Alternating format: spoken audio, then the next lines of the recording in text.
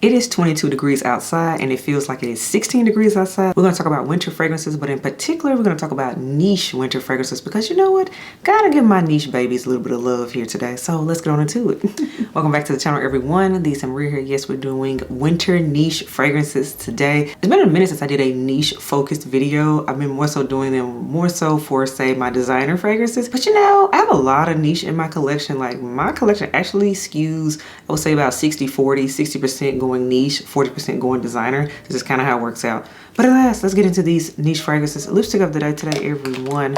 Rocking out with an oldie but goodie. This is MAC Velvet Teddy Lipstick. Will always be in my collection. I can't tell you how many tubes I've had of this. As always, everything on my face will be in the description box below for beauty details, so you do not have to ask questions about it.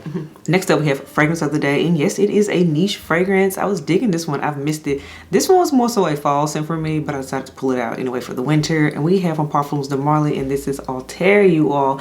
I have reviewed this fragrance before already on the channel, and as you can see, it is still here. That means we are still enjoying it. We are still loving it. So again, fragrance of the day is from Parfums de Marly, and this is Alter, you all. And now let's get into these niche fragrances. The first one is no stranger to the channel. This was one I found myself reaching for in January in the years prior. I don't know why that is, but this is a January fragrance to me. It is January when I'm filming this video, so I'm gonna keep it going.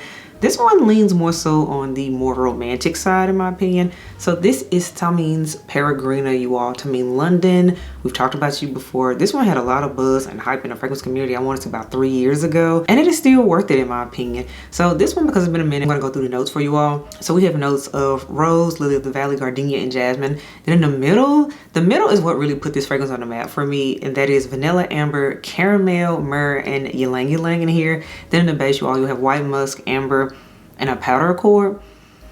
For me, 100% it is the rose and the caramel in here. It just does this like sweet situation, sweet floral thing, but it smells like a date night in cold weather. So I will say this one may end up on a Valentine's Day list, a date night list. Do not be surprised and I'll be shocked if you see it again sooner rather than later, because this one just screams date night, and I have worn it on countless date night, but in wintertime in particular. So highly, highly, highly recommend Tamine's Peregrina. As you all know, this one started as a sample for me, and then it grew into a full-size bottle. I was like, ooh, I finally get it now once I played in it and tried it a few times. So again, yeah, this one is a winter fragrance. That again is Tamine London's Peregrina. Now this is the next one. This one also is kind of a romantic scent as well. It's giving date night. That's just kind of how I classify it. Yeah, I need to be going somewhere when I wear this one. This is none other than from the house of Jomashop, you all, and this is Cambridge Club. This one, you all saw me do like a coffee rose comparison video I've done, and I told you all this one is the best one in my opinion. It's like the best blended, so definitely check that out if you haven't already. We have Bulgarian rose, we have rose in the middle, coriander, and then in the base we have caramel and bourbon vanilla, y'all. This is sexy. This is sexy. Very sexy, but it's smooth. This one isn't so harsh and brash and loud. That's why I say I think Cambridge Club also leans more so on the romantic side. It's giving date night femininity in a bottle, but still sweet too and kind of playful at the same time, but she grown. So that is why I highly recommend Jomashop's Cambridge Club. Now this one is technically unisex, but for me, I think it just stings and pulls better on the ladies. It's a little bit more feminine in my opinion, but yeah. Cambridge Club is pretty, you all, for sure. Now this next fragrance, I talked about it in my only 5 you need for winter video. I've also put it in my top 5 for my Alage fragrances that I ranked not too long ago, you all. This is a beautiful floral for winter, and this right here is from the house of Alage, you all. Alage love tuberose, you all. This right here, creamy tuberose scent is what this is. Tuberose, gardenia, and jasmine up top. Chantilly cream and vanilla, and then in the base we have cedarwood and sandalwood, y'all. But this is a sweet cream scent with tuberose on top. It's like I said, like a delicate cream with floral, with the petals of the tuberose flower falling on top of it. This is just gorgeous to me.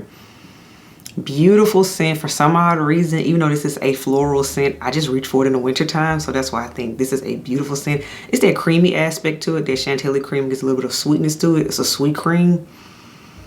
This is a love. Wow. Alage, when they do florals, they do them good. This again is Love Tuberose, you all. Highly recommend. Now this next one, you all knew was gonna be on the list, but now this one is a showstopper and a head turner. This one is loud and it commands attention, and I like it for that reason.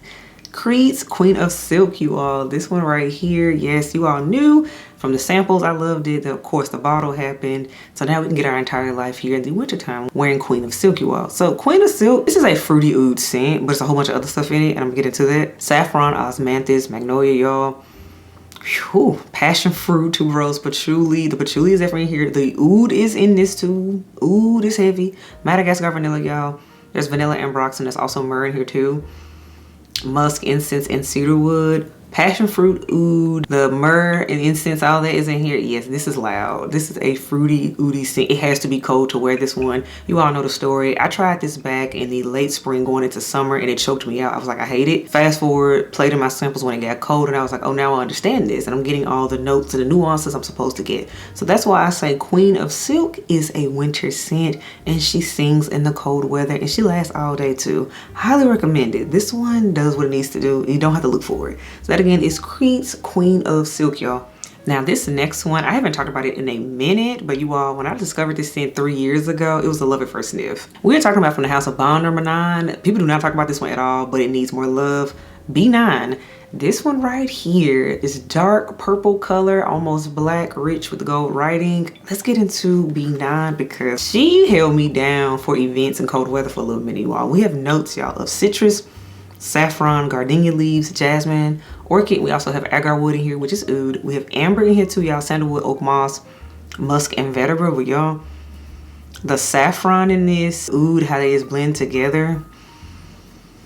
It's almost even like there's maybe even like a grapish accord to it, but it's definitely a saffron and oud scent. But it's not too much. It's like still smooth it out for me. This one is definitely a cold weather, more so dark early after 5 scent for me. But the gardenia in here eventually shines through, but it's not the typical springtime gardenia. Again, this is a cold weather gardenia blended in with that saffron and that oud. This one is unique to me. And it's not talked about enough. So I highly recommend checking out B9. I discovered this one while playing at a Bond Number 9 counter while I was trying to purchase something else. Or say whenever you do a purchase, you get a sample of it. That's how I discovered my bonds. But y'all, the B9 for cold weather, highly, highly, highly slept on and I highly recommend it.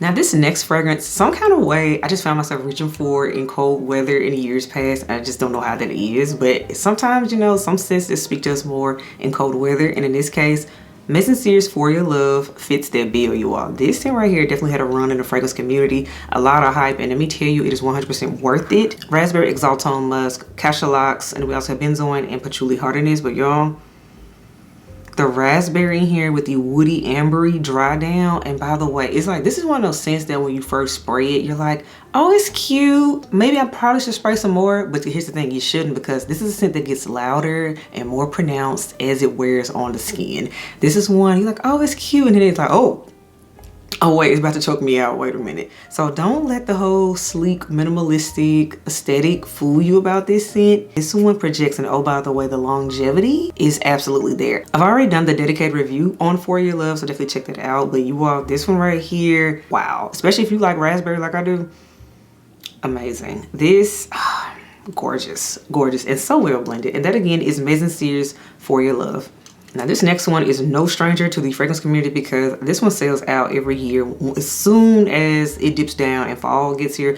But this one I like more so as a winter fragrance. I bought it in the fall, it was nice, but I didn't start to really pick it up until it really got cold like it is right now. MFK's Maison Francis Kurkdjian's Grand Soir, you all. I finally understand this scent, you all know. This scent right here, totally unisex with a slightly masculine edge, but the vanilla in it eventually shines through and I'm like, okay, yes, I can wear this. This is unisex. So you all, we have Spanish labdanum in here. We also have orange in here.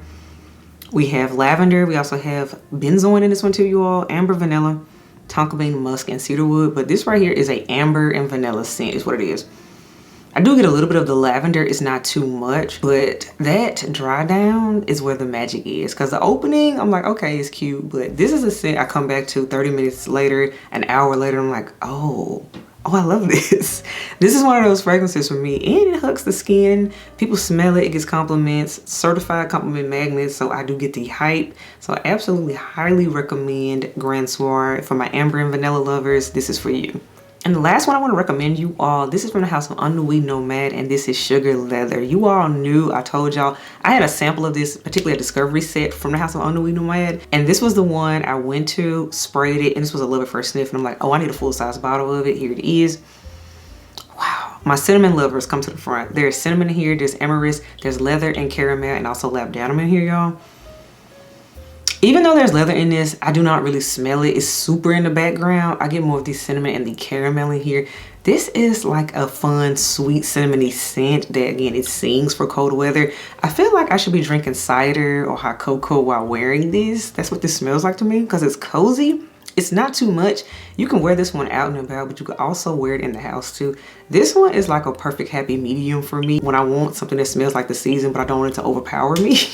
So that's why I highly recommend Nuit Nomade's Sugar Leather. Phenomenal. The caramel in here, it just brings it all together, and I'm super here for y'all. So all right, everyone, that wraps up this here winter niche fragrance list. Let me know what you think about the fragrances that I am deeming winter worthy, winter loves right now. Let me know what you think. Also, what are your winter niche fragrance faves? Drop them in the comments below. I would love to hear what you all are loving and wearing, because I do read your comments and I will respond when I can. But until next time, elves, I will catch you on the next video.